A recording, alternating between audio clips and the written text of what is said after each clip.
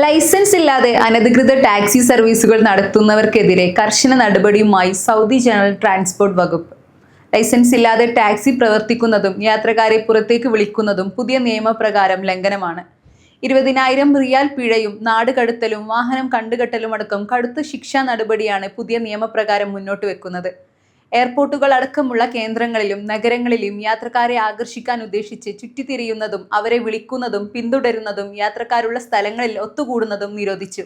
യാത്രക്കാരെ ആകർഷിക്കുവാൻ ശ്രമിക്കുന്നവർക്ക് 11,000 റിയാൽ വരെ പിഴയും 25 ദിവസം വരെ വാഹനം കസ്റ്റഡിയിൽ എടുക്കുകയും ചെയ്യും.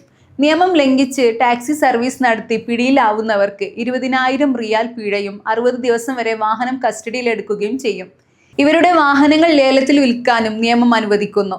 നിയമം ലംഘനം നടത്തിയത് പ്രവാസികളാണെങ്കിൽ നാടുകടത്താനും നിയമം വ്യവസ്ഥ ചെയ്യുന്നു. ട്രാൻസ്പോർട്ട് മേഖലയെ നിയന്ത്രിക്കാനും സുരക്ഷിതവും വിശ്വസനീയവുമായ സേവനങ്ങൾ ഉറപ്പാക്കാനും പൊതുസുരക്ഷയ്ക്ക് ഭീഷണിയാകുന്ന അനിയന്ത്രിതമായ പ്രവണതകൾ തടയുന്നതിന്റെ ഭാഗമായി പുതിയ നടപടിയെന്ന് അധികൃതർ വ്യക്തമാക്കി. യാത്രക്കാരുടെ അവകാശങ്ങൾ സംരക്ഷിക്കാനും സേവനത്തിന്റെ ഗുണനിലവാരം ഉറപ്പാക്കാനും സ്ഥിരം നിക്ഷേപകരുടെ അവകാശങ്ങൾ സംരക്ഷിക്കാനും ഇതിലൂടെ ലക്ഷ്യമിടുന്നു. പുതിയ നിയമത്തെക്കുറിച്ച് എല്ലാവരെയും ബോധവൽക്കരിക്കാൻ ശില്പശാലകളും യോഗങ്ങളും നടത്തുമെന്ന് അധികൃതർ വ്യക്തമാക്കി.